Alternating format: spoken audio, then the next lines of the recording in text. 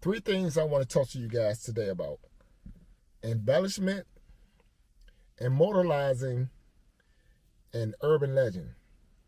Embellishment is the past, immortalizing is the present, and urban legend is the future. Here's the definition of embellishment: a decorative detail or feature added to something to make it more attractive. Someone can embellish the truth. Okay, we say put yeast in the story or whatever. Now, the story might be true, but they add stuff in to make it more entertaining, make it more interesting, to make it more appealing, and whatever they have to do to draw you in. You know what I'm saying? When they tell this story, okay. And I give you a good example of embellishment, or someone embellishing their story. I'm on the internet. I'm doing the videos, right? You're watching the video. Now, I could go to somebody and say, yeah, man, I'm serving the whole internet, man. I'm serving the whole internet about, you know what I'm saying? I'm doing videos. I'm uploading these videos, man. Slim, I got the whole internet on lock. Now, you could say, okay, he is on the internet, and there's millions, if not billions of people on YouTube watching videos. But if you look at my views or you look at my subscription, I don't have 1 million people watching me. I don't have thousands of people watching me, right? It's a few hundred here and there, whatever, you know what I'm saying? But because I put that yeast in something and it sounds believable, because I'm mixing it in. I'm mixing this little lie in with the truth, and I'm making it more entertaining and interesting, and my tone is saying certain things, my body language is saying certain things. I might be, that I know that you know the truth, that I am on the internet. I do make videos, but so you're not watching me. You don't know where thousands of people's watching me. I got millions of subscribers or whatever. You know what I mean? So that's just a part of an embellishment. So when you have these stories from the 80s, right, that I'm telling, other people are telling, some people that weren't even born then is telling these stories as if they was living this during the 80s, in DC. Or some people heard stories, and then when they tell it, it become more entertaining. You know what I'm saying? It become more engaging. It captivates you. And if you're a good storyteller, you can make anything believable to the people who don't know. And DC don't have stories out. You have stories here and there, right? You hear about the popular stories. You hear about the stories that made the news. But someone from DC that's a DC native, that know the stories, they be like, okay, that's not true. So when the story that we know is basically got a lot of yeast in it, or is bigger than what it is, and then you're talking to someone who lived them days, or remember when things happen, and they say, well, that's not true because this what really happened, then you become a hater. Then you become someone, oh, you don't know what you're talking about, because no one wants you to shatter this fascinating story that they've been believing for years. Who wanna know that the pastor was touching on little boys, or the rabbi was touching on little boys? Who wanna know that? So what they do? Nah, that's not true. That's not true. He been my priest. He been my mother priest. Now he's my child priest. And you don't try to tell me that he been touching on people? Don't nobody want to believe that. So that brings me to the next word, is immortalizing, or immortal. Here's the definition of immortal: living forever, never dying or decaying. When when you talk about something so much about a person, or what they done to a grand scale, when everybody starts talking about them, they become godlike. They become immortal. For example, is Tupac, right? Tupac been dead for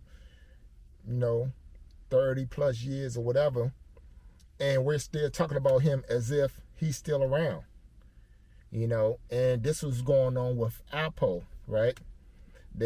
He's, as we speak, he's already been immortalized, and the funny thing is that New York, some people think that New York dudes don't mess with DC dudes and DC dudes don't mess with New York dudes. They hold their own weight, per se, and because everything, the controversy around Apple and what he did and how he lived, it's going to be forever be connected with DC, Harlem, New York. All this going to continue being connected. 50 to 100 years from now, we still going to be talking about Apple, what happened, who was right, who was wrong, whose story more believable, who did what, who ran this, who ran that. It's always going to be controversy behind these stories.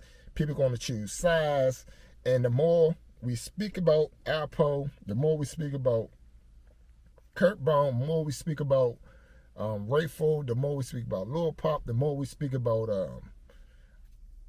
Tony H, R Street Crew, Fifth and O, Berry Farm, Valley Green, Conner Terrace. The more we speak about Harlem and the people that ran these streets, that made names for themselves, the more it's going to become immortal, And when something is godlike, people want to be connected to it. People want to touch it. People want to be, it's like, I was there, and he knew me. Or we talked all the time. That was my man. That's my cousin. You want to have them type of people that want to be connected to that. I was there when he did this. You know what I'm saying? And I told him that. My man, he used to sleep on my house when he was a kid. You know what I'm saying, man? My mother know his mother. My father dated his aunt. You're going to have all type of these excuses and these statements that people are going to make to try to be connected to this godlike figure, which we are now, as we speak to about these certain people, they are being immortalized. And that's what you have in Ray today. This is a segue to my next word, which is urban legend. Here's the definition of urban legend. A humorous or horrific story or piece of information circulated as though true, especially one purporting to involve someone vaguely related or known to the teller. Now, over the years, right, and especially after a person passed away, it becomes an urban legend because these stories are being told through word of mouth. The 80s and the 90s in Washington, D.C. was two fascinating decades. That crack era hit D.C. the hardest. D.C. is such a small city, but they go hard. It's a lot of D.C. go hard, and that's why you hear a lot of stories that come out of D.C. I mean, you couldn't even walk in different neighborhoods, and this is like, if anybody vouching for you, your cousins don't live around there, or you ain't putting in no work, and even if you put in some work, you going around there with someone else that's also putting in work, you know what I mean? Whereas though they taking around these different neighborhoods. Now, like I said, it wasn't no thing where as though people would come from this neighborhood and go to this neighborhood, start setting up shop. And I'm not saying that it haven't happened, but you will have some issues trying to set up shop in these different neighborhoods, especially when you got these people that grew up with each other. They start hustling, whatever. They went their separate ways. They started getting there connected from different things. They connect coming in and going out. Ain't no hanging around and all this other stuff, right? So DC is a unique city where we have our own lingo. We have our own way of doing things. And as far as our music, everybody else was into rap in the early 80s and the 90s. We didn't have that. We had go-go. You know what I'm saying? And we stayed with go-go. We wasn't feeling that rap. Nowadays, you had go-go bands doing rap, and you got rappers coming out of the DC area or whatever. But back in the 80s, we wasn't feeling no rap. We wasn't doing no rap. We just had go-go. Like, you have outsiders looking into DC, listen to these stories and looking into DC and trying to figure out some of these stories, right?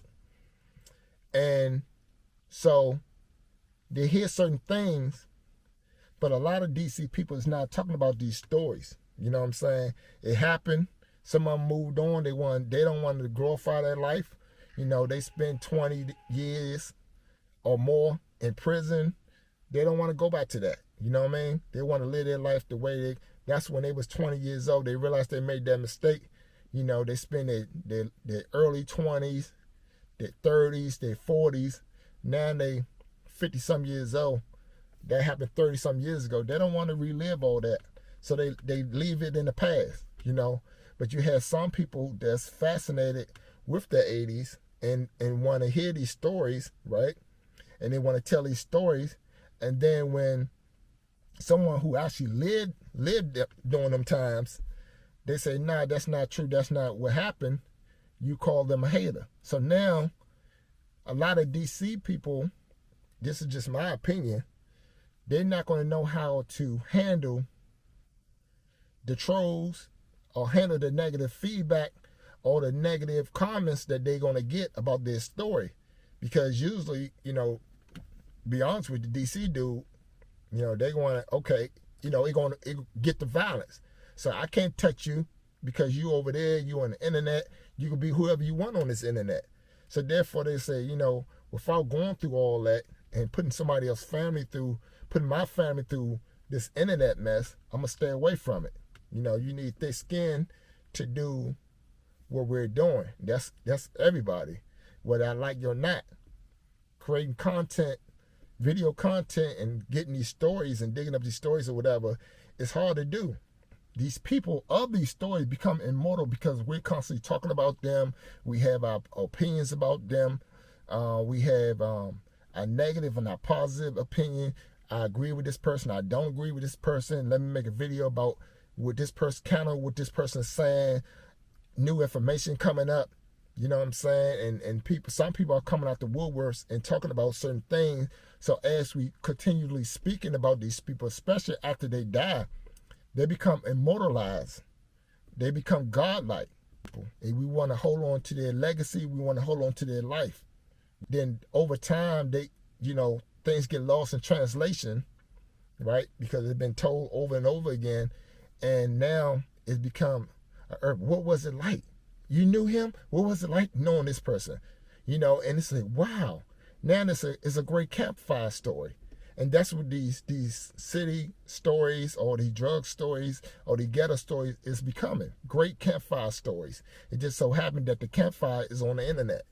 You had the past with the embellishing of the stories. You had the present, which is we are immortalizing these people by speaking and making contents about these people. Then you had the future, which these people will become urban legends because of the stories that we're telling, and then now these stories are being retold, you know, and then next you know, people are crossing reference with each other, or they connecting the dots, putting stories together, and now these people become urban legend. It's nothing new. It's always been happening. It's been happening since the beginning of time. It's just that now we're a part of this. Now, Apple is becoming an urban legend, just like Tupac, just like Biggie, just like Little Pop. You know what I'm saying? And I'm just giving these names because right now these names are fresh online. These names are taking off online. You know what I mean? So this is my little short video. I hope you like it. Share it. Comment on it. Let me know what you think. And I'll see you on the next video.